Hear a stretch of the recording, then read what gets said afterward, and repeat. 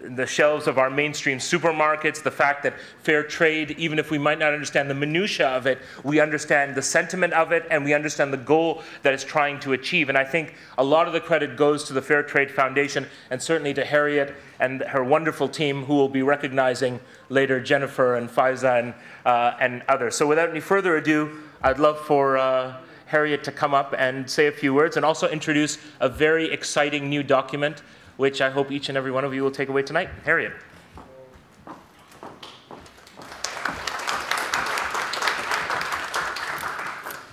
Thank you very much, and good afternoon. Good evening, even, everybody.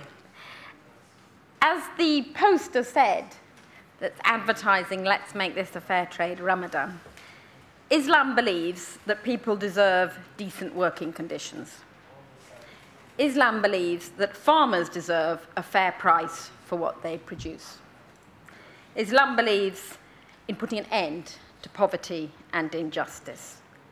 And that too is what fair trade movement believes in.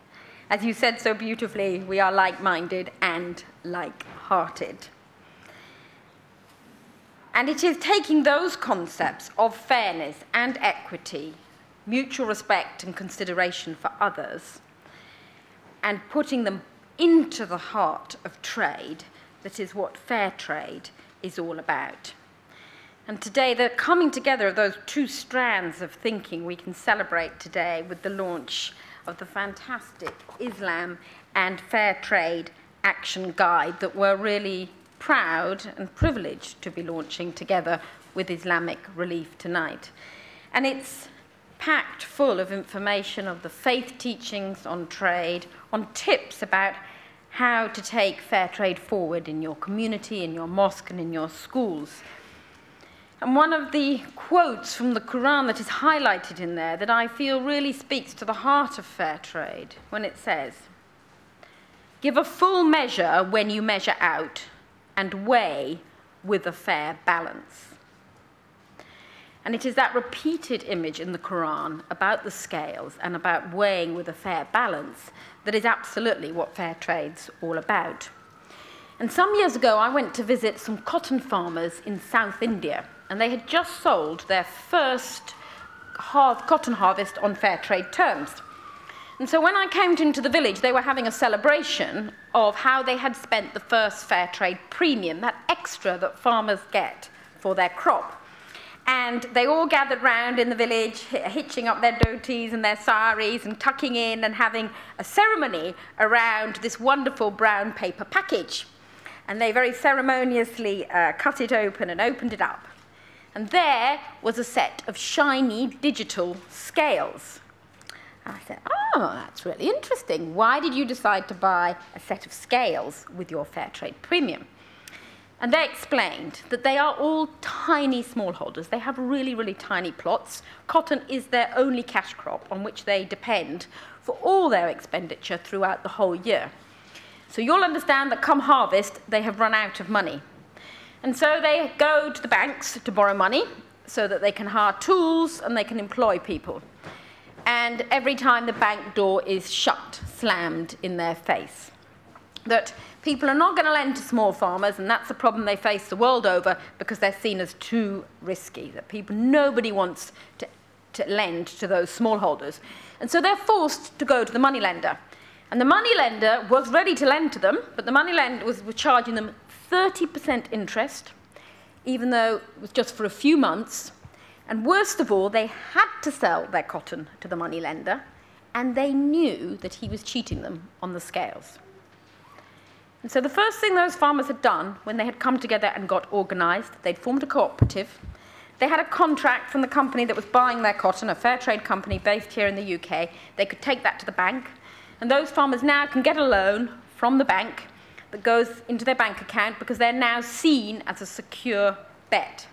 And then the farmers had bought the scales as a symbol that they, the farmers, were in control of their own crop, that they knew how much it was worth, that they knew how much they had grown, and they knew the price they was going to get. And now that community, in the years since I was there and since I met them, have gone on to develop and strengthen their organisation. They're working now with hundreds of farmers. They're working bringing clean drinking water into the villages, improving educational opportunities for the children, improving the way they do their own farming. And they've gone from being a disparate group of individual smallholders with no power to change anything into a well-organised, thriving community. And that is the kind of change that across the world, now working with 1.5 million fair trade farmers and workers, we're seeking to achieve. And we're going to hear later about the difference that fair trade is beginning to make working with farmers in Palestine as another example of how, step by step, we can open more doors to more farmers across the world. But of course, we can only do that if more people buy fair trade. Because that story of the cotton farmers and the injustice they faced in their village, of course, that's just one opening of the window on the unfair world of trade. And that actually that kind of fixing of the balances and the constant undervaluing of people's products is actually happening at an industrial scale at a global level. If you look what's happened to the price of the coffee and the tea, the bananas and the jute, the rice, product after product that we enjoy every day, those prices have been in long-term decline, falling in some cases by 40% over past years. And behind those statistics lie, of course, more and more farmers pushed to the edge. And that's why we really want to encourage more people to buy fair trade tea and coffee, bananas and sugar, chocolate and rice, olive oil and sesame seeds, an ever-growing range of products. And one of the greatest ways that we can take that forward is in our own communities. In our faith communities and in our schools, up and down the high street, talking to our friends and talking to our neighbours. And that's, again, what this guide is full of, tips about how we can take fair trade out into the community, because that's what's driving fair trade forward in Britain and across the world today.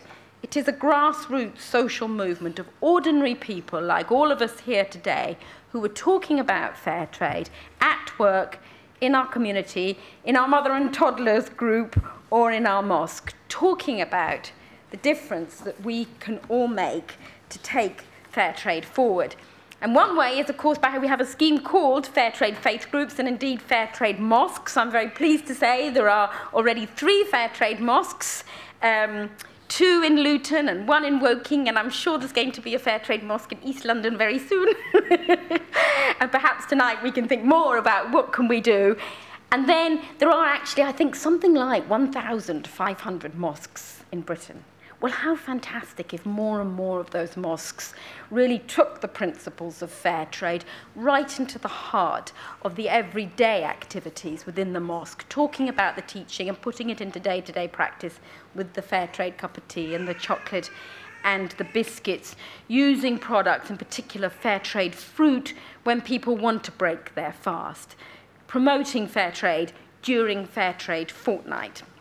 And so what a wonderful opportunity to take this idea of fair trade mosques and to spread it further to Fairtrade Ramadan.